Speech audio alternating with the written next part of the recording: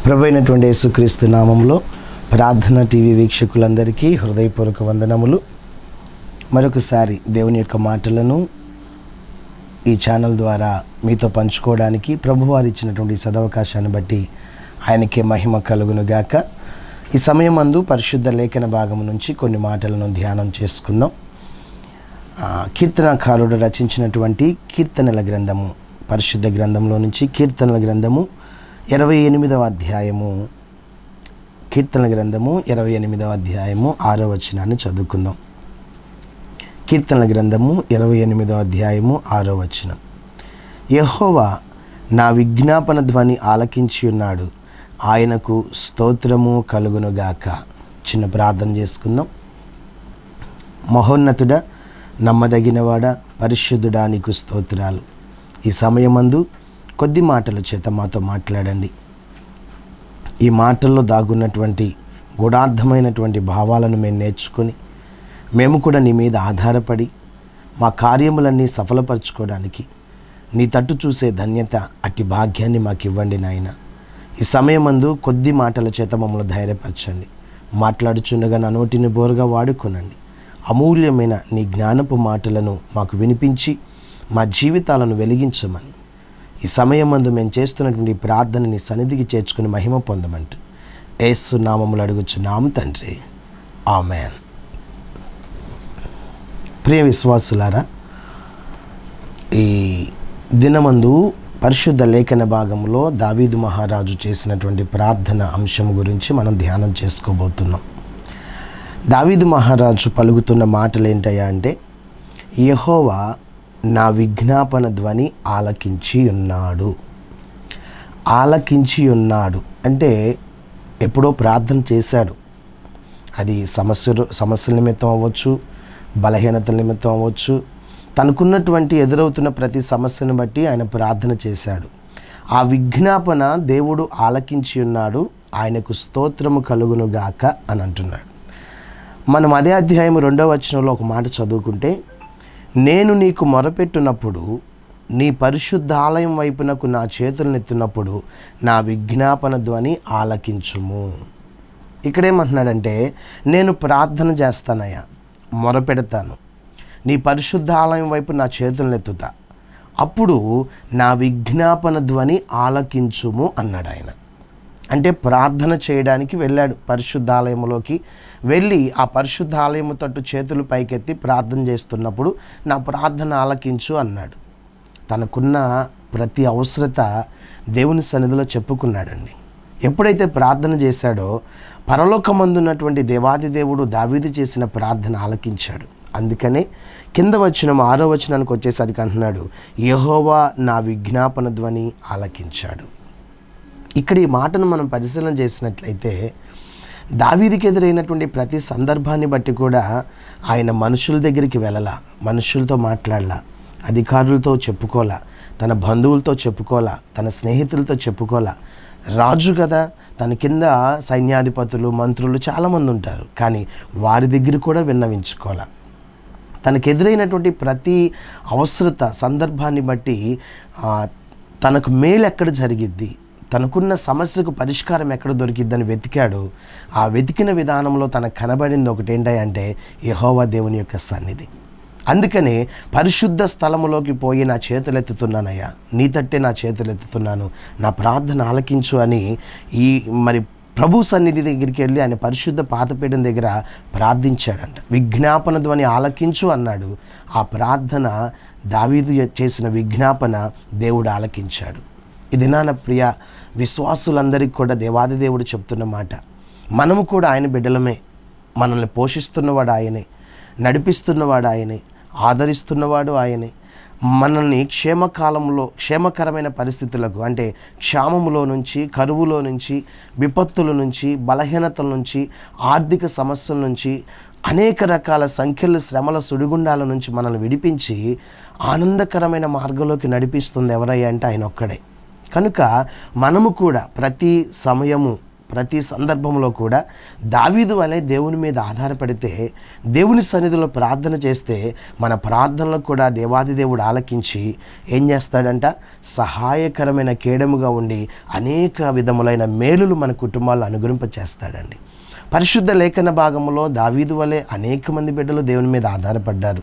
వాళ్ళకి ఎదురైనటువంటి పరిస్థితులను బట్టి, వాళ్ళకి ఎదురైన శోధనలను బట్టి, వారు ముందున్నటువంటి క్లిష్ట పరిస్థితులు అంటే కష్టమైన పరిస్థితులను బట్టి వారు కూడా దేవుని సన్నిధిలో ప్రార్థించినప్పుడు ఆ ప్రార్థన ఆలకించిన దేవుడు, విజ్ఞాపన ఆలకించిన దేవుడు వారి జీవితాల్లో విజయాన్ని కలగజేశాడు. చూడండి, దావీదు ఇక్కడ నా ప్రార్థన, నా విజ్ఞాపన ఆలకించుము అన్నాడు. ఆలకించాడు. వెంటనే అంటున్నాడు, స్తోత్రము కలుగునుగాక.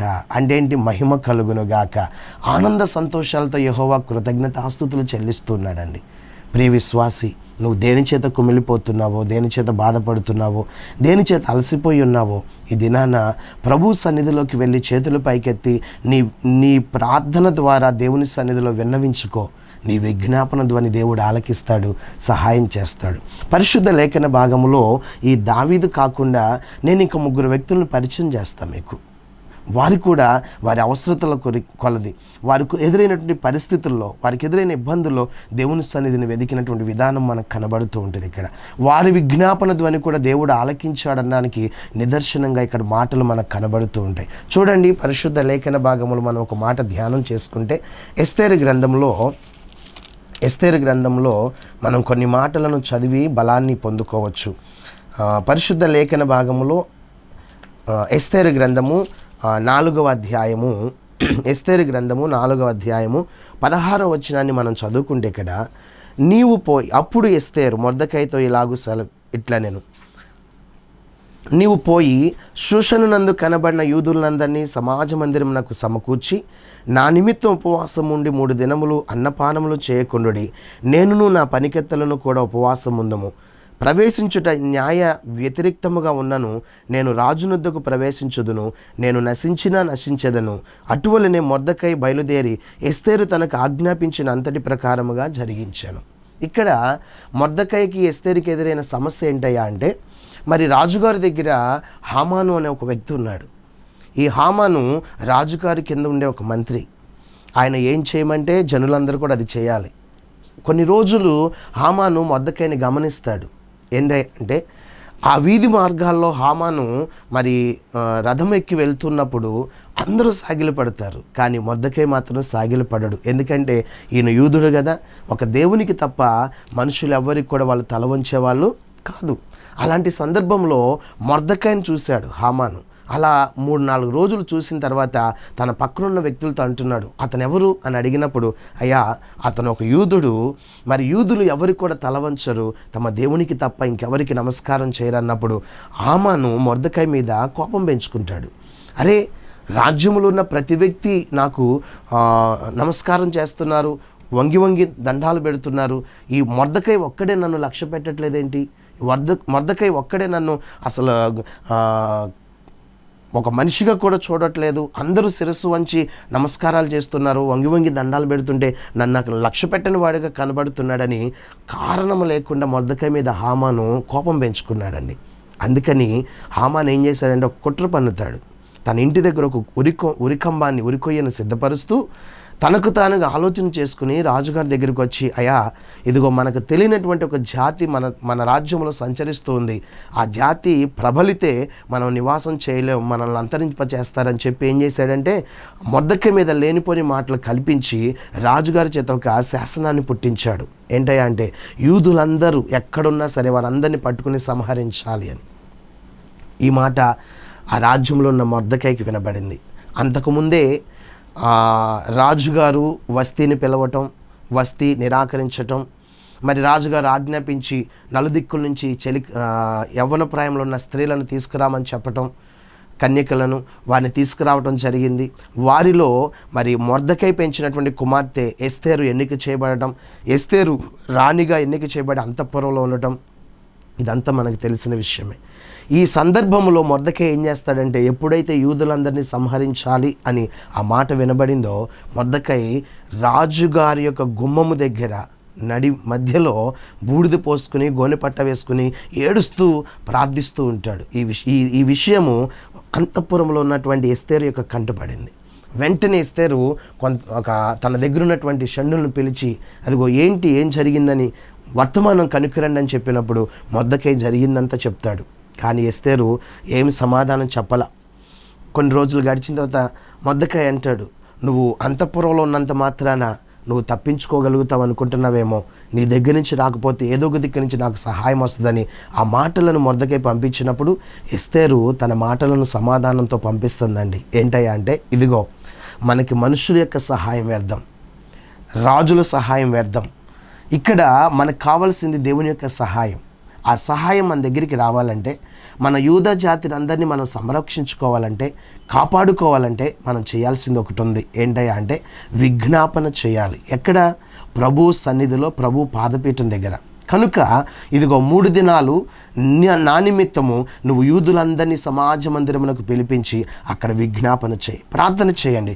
నేను కూడా అంతఃపురంలో నేను నా చెలికత్తెలను కూడుకొని ఉపవాసం ఉండి విజ్ఞాపన చేస్తాం, దేవుని సన్నిధిలో ప్రార్థన చేస్తామని చెప్పినప్పుడు ఆ ఎస్తేరు యొక్క మాటలు విన్న మొర్దెకై ఏం చేశాడంటే తన యూదులందరినీ కూడా సమాజ మందిరమున సమకూర్చి 3 రోజులు అన్నపానము లేకుండా ఉపవాసం ఉండి దేవుని సన్నిధిలో విజ్ఞాపన చేశారండి, తమ జాతిని రక్షించుకోవడానికి. ఎస్తేరు కూడా తన చెలికత్తెలతో అక్కడ విజ్ఞాపన చేసింది. అక్కడున్న కట్టడేంటయ్యా అంటే, రాజు ఆజ్ఞ లేనిదే రాణీలు ఎవ్వరు కూడా రాజుగారి దగ్గరికి వెళ్ళడానికి అవకాశము లేదు. ఒకవేళ రాజుగారు ఆజ్ఞ లేకుండా వెళితే అక్కడ మరణ శాసనమే, మరణదండన విధిస్తాడు. కానీ 3 రోజులు యెహోవా సన్నిధిలో విజ్ఞాపన చేసి ప్రార్థన చేసి ఏం చేసిందంటే మరుసటి రోజున లేచి రాజుగారి అనుమతి లేకుండానే రాజుగారి యొక్క అంతఃపురపు గది దగ్గరికి వెళ్ళినప్పుడు రాజుగారు తన రాజదండాన్ని చూపి మాట్లాడుతున్నాడు. ఎస్తేరు ఏం కావాలి, ఏం మనవి చేసుకోవడానికి వచ్చామని ప్రేమపూర్వకంగా మాట్లాడడం మొదలెట్టాడండి. దేవుని స్తోత్రం, హల్లెలూయా. ఎందుకంటే విజ్ఞాపన యెహోవా దేవుడు ఆలకిస్తే స్తోత్రం కలిగిద్దండి ఆయనకి. నిజంగా మనుషుల దగ్గర విన్నవించుకోలే వీళ్ళు. వారికి కలిగినటువంటి ప్రతి శ్రమను బట్టి యెహోవా సన్నిధిలో 3 రోజులు ఉపవాసం ఉండి విజ్ఞాపన చేశారు. వెంటనే మరణకరమైన దండన విధించవలసిన రాజశాసనము ఎలాగ మారిందంట? దీవెనకరంగా మారింది. ఎస్తేరు యొక్క శిరస్సు మీదకి దీవెనకరంగా మారింది. అక్కడికి వెళ్ళిన తర్వాత ఎస్తేరు విన్నవించుకోవటం జరిగింది, విందుకు ఏర్పాటు చేశాను రమ్మని పిలవటం జరిగింది. హామాను మరి రాజుగారు రావటం జరిగింది. వాళ్ళకి కలిగిన అన్యాయం అంతటిని కూడా చెప్పడం జరిగింది. చూడండి, దేవుడు కలకనిన వారి వలె ఉంటాము అన్న మాట 126వ కీర్తనలో, చెరలో నుండి సియోనుకు తిరిగి వచ్చిన వారు ఎలా ఉంటారు, కలకనిన వారి వలె ఉంటారన్న మాటకు నిదర్శనంగా అంతకుముందే శ్రమ వీళ్ళ కళ్ళ ముందు తాండవమాడింది. కానీ వెంటనే వీడు 3 దినాలు ఉపవాసం ఉండి విజ్ఞాపన ఎప్పుడైతే చేశారో వారి కళ్ళ ముందు ఉన్నటువంటి ఆ శ్రమగా లేదండి, సంతోషంగా మార్చబడింది. అందుకనే మనం అదే అధ్యాయంలోనే ఎస్తేరు గ్రంథంలోనే 8వ అధ్యాయంలో 14, 15, 16 వచనం చదివితే మనము, అప్పుడు మొర్దెకై ఊదావర్ణమును తెలుపు వర్ణమును గల రాజవస్త్రమును బంగారపు పెద్ద కిరీటమును అవిసెనారతో చేయబడిన ధూమ్రవర్ణమును గల వస్త్రములను ధరించుకొనిన వాడై రాజు సముఖము నుండి బయలుదేరను. అందు నిమిత్తము శూషణ పట్టణము ఆనందించి సంతోషించిందంట. ఏ మొర్దెకైనైతే చంపాలని హామాను ఉరికమ్మం సిద్ధపరిచాడో 3 దినాల ఉపవాసపు ఉండి చేసిన విజ్ఞాపన ఉరికమ్మం మీదకేమో హామాన్ని ఎక్కించింది. మరి రాజుగారి వస్త్రములను ధరింపచేసుకుని రాజు సముఖము నుండి ఊరేగించడానికి శూషణ పట్టణములో ఆనందంతో సంతోషంతో బయలుదేరింది ఎవరయ్యా అంటే మొర్దెకై. మరియు యూదులకు క్షేమమును ఆనందమును సంతుష్టియు ఘనతయు కలిగిందంట. దేవునికి స్తోత్రం. ఎందుకు కలిగింది? ఒకప్పుడు భయం వేసింది, ఒకప్పుడు యూదులందరినీ కూడా సంహరిస్తానని రాజశాసనం పుట్టింది. కానీ ఇప్పుడు మాత్రము యూదులకు క్షేమమును ఆనందమును సంతుష్టియు ఘనత కలిగిందంట. ఎందుకు కలిగిందంటే వారు చేసిన విజ్ఞాపన, యెహోవాను వెతకటం, యెహోవా పాదపీఠం దగ్గర కన్నీరు కార్చటం, ప్రభువా నీవు తప్ప మాకు సహాయకులు లేరయ్యా అని ఆయన మీద ఆధారపడటంలో ఉన్న తగ్గింపు జీవితంలో నుంచి వచ్చినటువంటి ఆశీర్వాదం ఎలా ఉందయ్యా అంటే అదిగో క్షేమం అంట, ఆనందం అంట, సంతుష్టి అంట, ఘనత. ఇవన్నీ ఎవరి ద్వారా కలుగుతాయండి? సజీవుడైన దేవుని ద్వారానే కదా. కాబట్టి దావీదు కూడా అంటున్నాడు, నేను నా దేవుని మందిరానికి వెళ్ళి నా చేతులను పరిశుద్ధ స్థలం వైపు ఎత్తి ప్రార్థన చేశాను, విజ్ఞాపన చేశాను, ఆయన నా విజ్ఞాపన ఆలకించాడు, స్తోత్రం కలుగును గాక. ఇక్కడ మొర్దెకై ఎస్తేరు కూడా దేవుని సముఖంలో 3 రోజులు ఉపవాసం ఉండి విజ్ఞాపన చేశారు, రాబోతున్న శ్రమను తప్పించుకున్నారు. రాజనగరిలో ఎలా తిరిగారంట?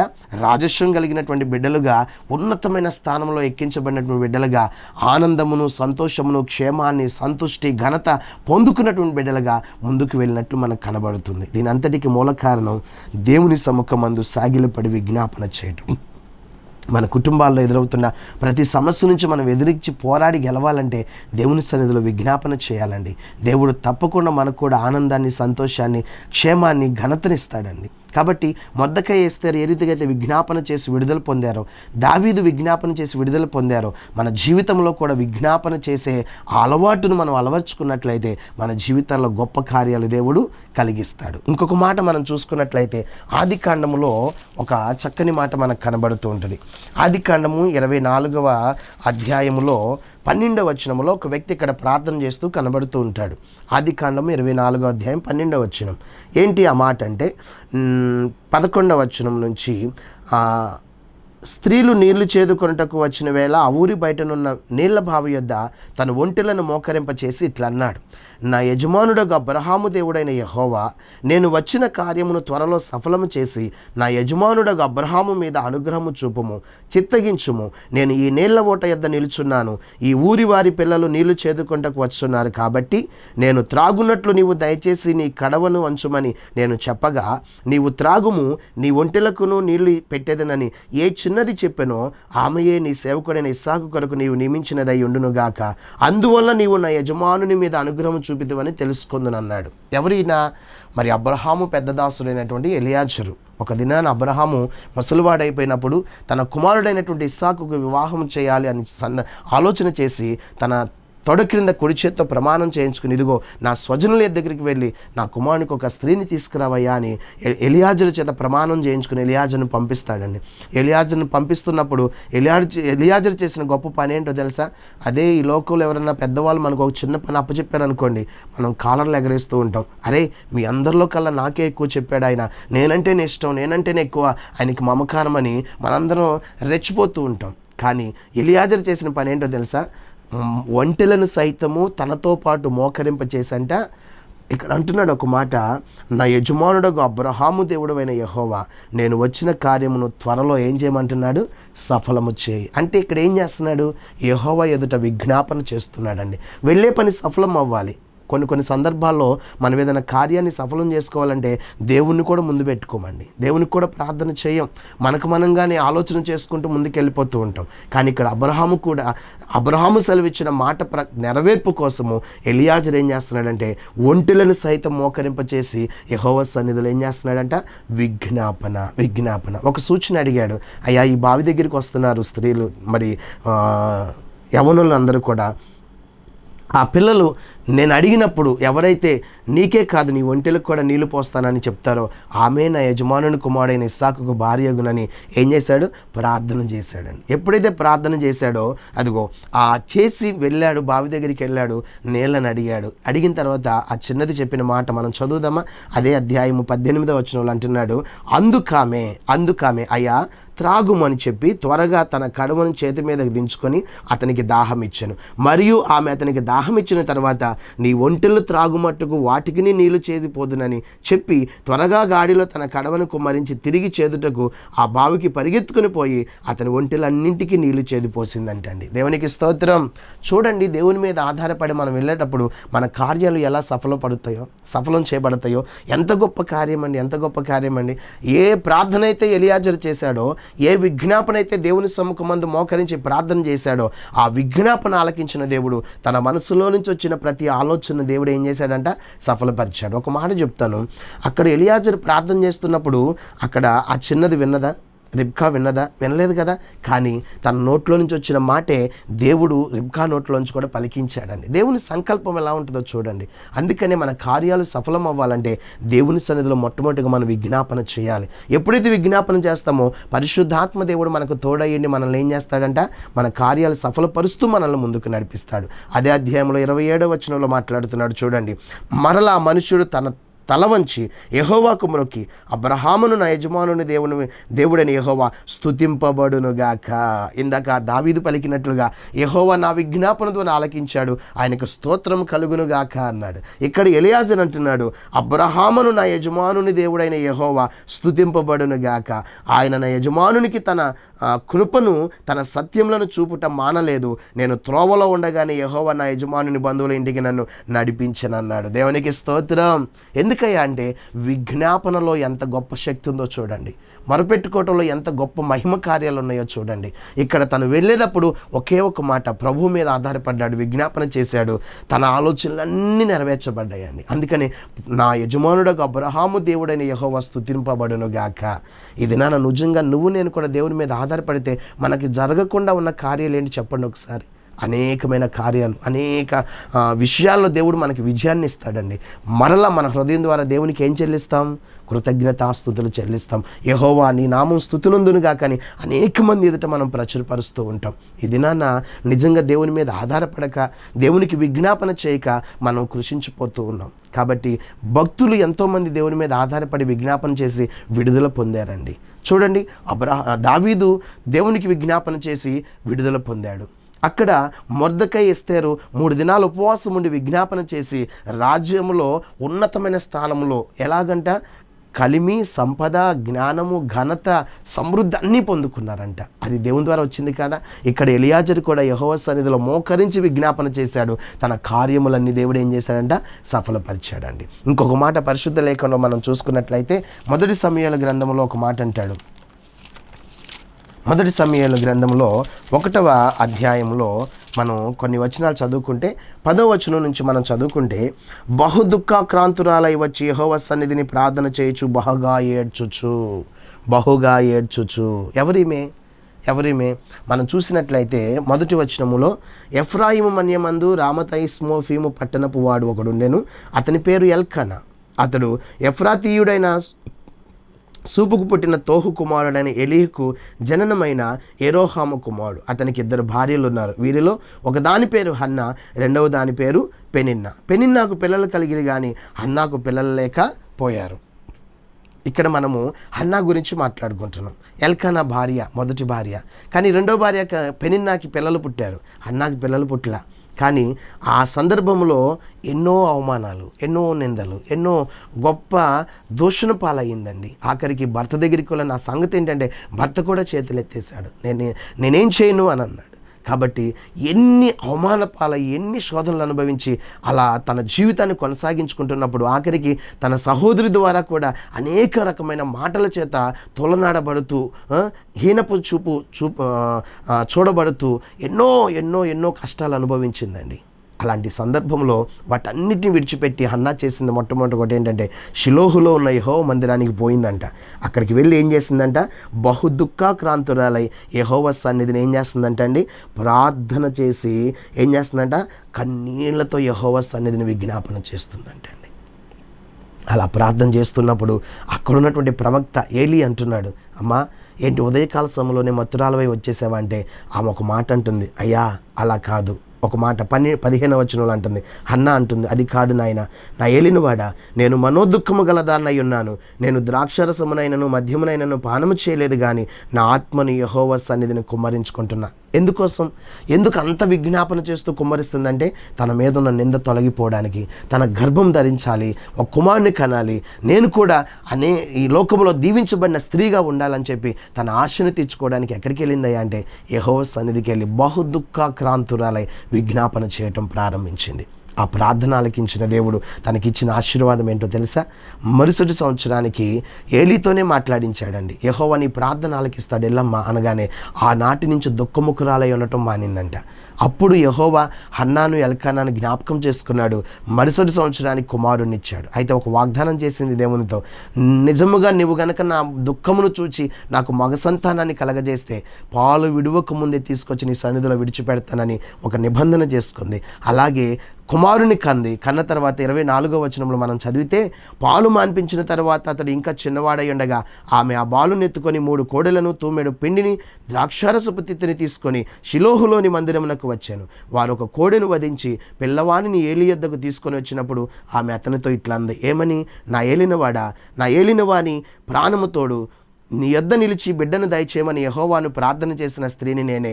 యెహోవాతో నేను చేసిన మనవిని ఆయన నాకు అనుగ్రహించాడు. కాబట్టి నేను ఆ బిడ్డను యెహోవాకు ప్రతిష్ఠించుచున్నాను. తాను బ్రతుకు దినములన్నిటను వాడు యెహోవాకు ప్రతిష్ఠితుడని చెప్పి యెహోవాకు అక్కడే మొక్కిందంట. దేవునికి స్తోత్రం. చూడండి, యెహోవా సన్నిధిలో ప్రార్థన చేస్తే ఆ మొక్కుబడిలో ఆ విన్నపాలు ఆలకించిన దేవుడు అన్న గర్భాన్ని తెరిచాడండి.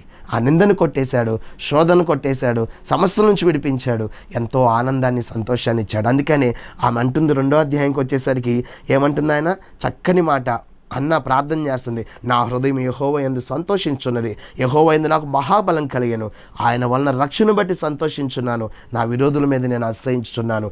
దేవుడు తప్ప ఇంకొక దేవుడు లేడు, నీవు తప్ప మరి ఏ దేవుడు లేడు, మన దేవుని వంటి ఆశ్రయదుర్గం ఎక్కడ కూడా లేదని యెహోవాకు స్తోత్రాలు చెల్లిస్తుందండి. హల్లెలూయా! ఎంత గొప్ప ధన్యత! ఈ సమయమందు దేవుడు నీతో నాతో మాట్లాడుతున్నాడు. నువ్వు దేని చేత కుములుతున్నావో, దేని చేత బాధపడుతున్నావో, నా అన్నవారు నన్ను పట్టించుకోవట్లేదు, నువ్వు బాధపడుతున్నావేమో, దేవుని సన్నిధిలో చేరిన నీవు విజ్ఞాపన చేయి. ఇదిగో దావీదు విజ్ఞాపన చేశాడు, విడుదల పొందాడు. మొర్దెకై ఎస్తేరు విజ్ఞాపన చేశారు, విడుదల పొందారు. ఎలియాజరు విజ్ఞాపన చేశాడు, విడుదల పొందాడు. ఇదిగో హన్న విజ్ఞాపన చేసింది, విడుదల పొందింది. మన జీవితాల్లో కూడా దేవుడు గొప్ప కార్యాలు చేయాలంటే, విడుదల పొందుకోవాలంటే ఒక ప్రార్థన. చిన్న ప్రార్థన చేసుకుందాం. పరలోకమందున్న తండ్రి, నీకు వందనాలు. ఈ దినాన భూలోకములో ఉన్నటువంటి మేము నీ మీద ఎలాగో ఆధారపడాలి, నీకెలా ప్రార్థన చేయాలి అని మాతో మాట్లాడిన విధమును బట్టి స్తోత్రాలు. భక్తులు నీ సన్నిధిలో ప్రార్థించి విడుదల పొందినట్లుగా మేము కూడా నీ యందు నమ్మికుంచి ప్రార్థించి మోకరించి విడుదల పొందేటట్లు అట్టి విశ్వాసంతో నమ్మకంతో కూడుకున్న ప్రార్థనా జీవితాన్ని మాకు అనుగ్రహింపచేయమని యేసు నామములో అడుగుచున్నాము తండ్రి. Amen, amen, amen.